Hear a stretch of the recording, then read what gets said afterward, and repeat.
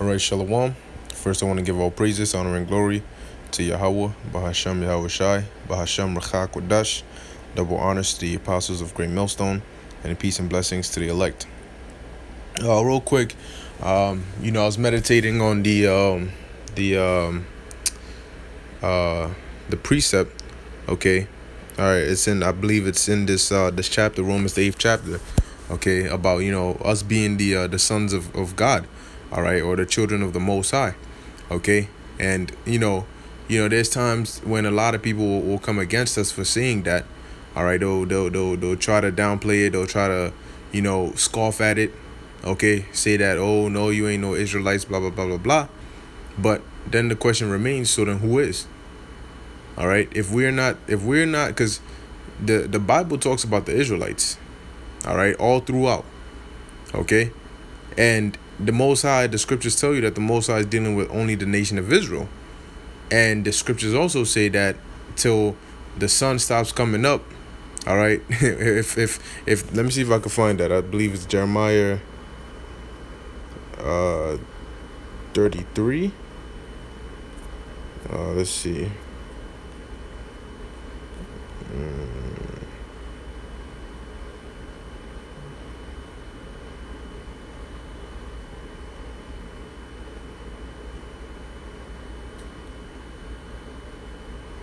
Let me see. Slakia. See if I can find this. I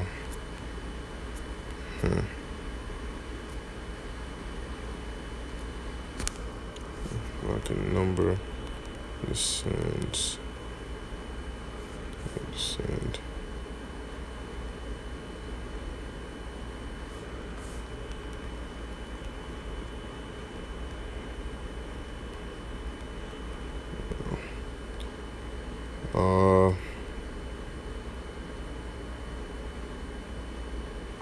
Alright, I can't really find it right now. It's not coming to mind, but I could paraphrase it. Basically, the precept that talks about if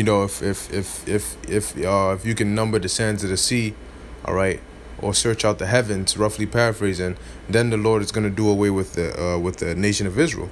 Okay, and then the scriptures also tell you that there is no end of the people. Okay, so with all those scriptures there, all right, that means that the children of Israel have to be somewhere. Okay, they didn't just up and go extinct, because then there would have been a record of that.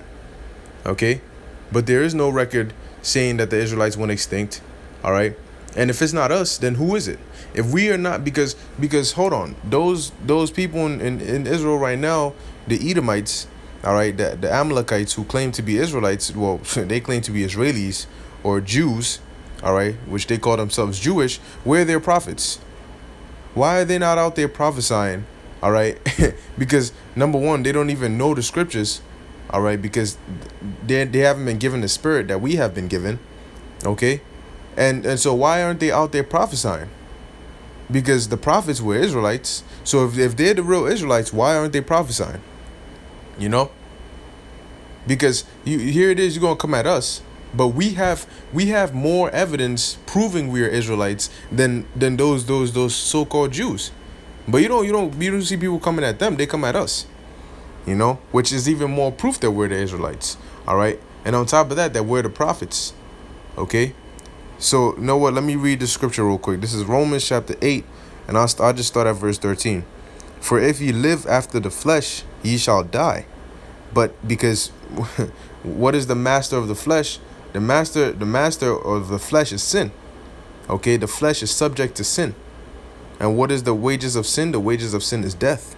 So if you live after the flesh, yes, you will die. Okay, but if ye through the spirit do mortify the deeds of the body, ye shall live. Okay, because at the end of the day, when you first come into this truth, you gotta mortify your members. You gotta cut off certain things. That means you gotta discipline your taste buds. You have to discipline your lustful desires that you used to have. Okay, and bring that all under subjection, or into subjection under the spirit. Okay, that you might live. All right, because now you start doing things of the spirit instead of the flesh. It says, for as many For as many as are led by the Spirit of the Most High, they are the sons of the Most High. For ye have not received the spirit of bondage again to fear, but ye have received the spirit of adoption, whereby we cry, Abba, Father. Yeah, because when Yahushua died on the cross, he adopted us back to the Father. He reconciled us back to the Father. All right. It says, the Spirit itself beareth witness with our spirit that we are the children of the Most High. Okay, because how is it that, before you woke up to this truth, you didn't know the brothers you have now, you didn't know them. Okay, you had no clue who they were. All right, but then you wake up to this truth, you meet them, and you form that bond. It's like you've known them longer than than even in one lifetime. Almost like you've known them forever. Because our spirit bears witness with each other. All right, that's why we teach the same thing. That's why when certain things happen, we all get a same feeling about it. Those who are sincere in this truth, we all get joyous. If Monday came and we woke up to the news that says the economy has crashed and collapsed, okay, all of us, all right, as prophets, will be excited. All right, we would get excited. You would see brothers doing videos on it left and right. Why? Because we all have that same spirit. All right, we are yearning for the kingdom, which means this kingdom has to fall first. So the more prophecies come to pass, the microchip, which is the mark of the beast, all right, the chaos, the martial law, the World War III, the more of those come to pass, the quicker we can get out of here. All right. And it's funny because people in the world don't feel this way. All right, it's only us. It says that we are the children of the Most High, and if children, then heirs of the Most High, and joint heirs with Hamashiach, because Yahushua is the true heir. All right, and we're joint heirs with him. The reason we're gonna be heirs is because he, all right, is gonna share that with us. That's why when Peter asked Yahushua what we were gonna get, all right, or what they were gonna get for following him, he said, what? When the Son of Man shall sit in the glory of his kingdom, roughly paraphrasing. All right. So when the Son of Man gets his glory, when Yahushua gets his glory, he's going to reward you. You see, he's going to get his glory, and then he's going to reward you. That's like somebody saying, yo, wait, let me get paid, and then I got you. So the payment is really for Yahushua, but he's sharing it with us. Okay. So it says, if so be that we suffer with him, that we may be also glorified together. Yeah, because when he said, yo, help me out real quick, and then when I get paid, I got you, he's not gonna come and share his glory with somebody who didn't do anything. No, you gotta suffer with him. Okay, that's why he says you gotta bear your cross. Okay, each of us have to bear our cross because we're following in the footsteps of our master.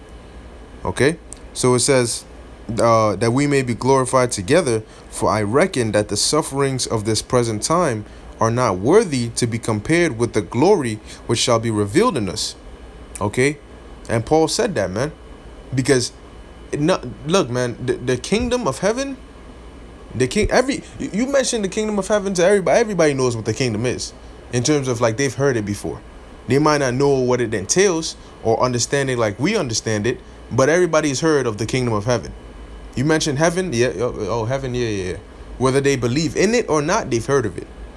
All right. So when the Lord sends Yahushua back, all right, and lo willing we're of that elect, and we finally get that inheritance, that kingdom, that blessing, nothing that you've ever been through is gonna compare to that. All right. That's why Paul said that. It says, for the earnest expectation of the creature waiteth for the manifestation of the sons of God. Okay, because like the scriptures say, when the righteous are in authority, the people rejoice. But when the wicked beareth rule, the people mourn. And right now, the people are mourning because the ultimate wicked, Esau, these Edomites, are in rule. All right, you look at what's going on. Look, Trump, he's an Edomite. He came into presidency, and all you see is chaos. Economically, all right, geopolitically, everything, man. But he thinks it's all good. It's perfectly fine. All right. It says, for the creature was made subject to vanity, not willing, but by reason of him who hath subjected the same in hope. because the creature itself also shall be delivered from the bondage of corruption into the glorious liberty of the children of the Most High. All right. And we're waiting for that. For we know that the whole creation groaneth and travaileth in pain together until now. And not only they, but ourselves also, which have the first fruits of the Spirit. All right. Because that 140, the elect, all right, starting with the 144,000, were a part of the first spirits created. All right, with Yahushai. Although Yahushai was first, okay, it says, even we ourselves groan within ourselves, waiting for the adoption, to wit the redemption of our body. All right. And yes, we do groan, man. There's times when your spirit makes supplication, your spirit groans or speaks for you. Okay. Every time you see certain wicked abominations and so on and so forth, and your spirit feels that you have to suffer it, even though it's unrighteous, okay, your spirit is groaning, and the Lord hears that, man. All right, it says, for we are saved by hope, but hope that is seen is not hope. For what a man seeth, why doth he yet hope for? And that's why we hope, which gives us that faith, all right, to that kingdom. All right, and I'm gonna get a precept on that. It says, but if we hope for that we see not, then do we with patience wait for it. Likewise, the Spirit also helpeth our infirmities, for we know not what we should pray as we ought. See? But the Spirit itself maketh intercession for us with groanings which cannot be uttered. You see? So what you need, the Lord can tell from your spirit. You might not be able to say exactly what you need because you might not even know it. You're just feeling vexed while the Lord can tell from your spirit. But let me get this here. This is Hebrews 11, verse 1. Now faith, because people ask you, I was watching the live stream when Vocab Malone came met the apostles, and he was talking about, well, how do you know this? How do you know that? How do you know this? What's the proof of this? And they said what? They said faith. Okay? Because it's faith. All right? And it's our faith. We believe it. It says, now faith is the substance of things hoped for. Did we not just read about hope? So in order to have faith, what you're hoping for really is something that you don't see, but you believe. You know? Like the saying, seeing is believing. Well, with hope, it's vice versa. Because you have faith when you believe in something you haven't seen. You see, the evidence of things not seen. Okay? The faith is the evidence of what you haven't seen. Now, what is evidence? Evidence is proof of something. So how do we know the kingdom is real? The proof of that is our faith. Okay? Our faith is our evidence that the kingdom is real. Okay? So you want to go around and talk about you don't have any tangible proof? Guess what? When we read the scriptures and we read about these things, the evidence is our faith, because our faith is what solidifies these words, all right, for us to believe it. Okay? Our faith is what gives us the ability to believe these words and not say, well, it was written thousands of years ago and man altered all that BS. Okay? But nonetheless, man, I ended with this precept here in the book of Psalms because, hey, the time is coming when the Lord is going to let it be known who are the elect, all right, and who are his sons, who are the true Israelites. This is Psalms 82:6. I have said, ye are gods, and all of you are the children of the Most High. All right. But ye shall die like men and fall like one of the princes. And it's because of that people like to think that we're not Israelites, even our own people. All right. But don't worry, man. Matter of fact, one more. Psalms 110:3. Thy people shall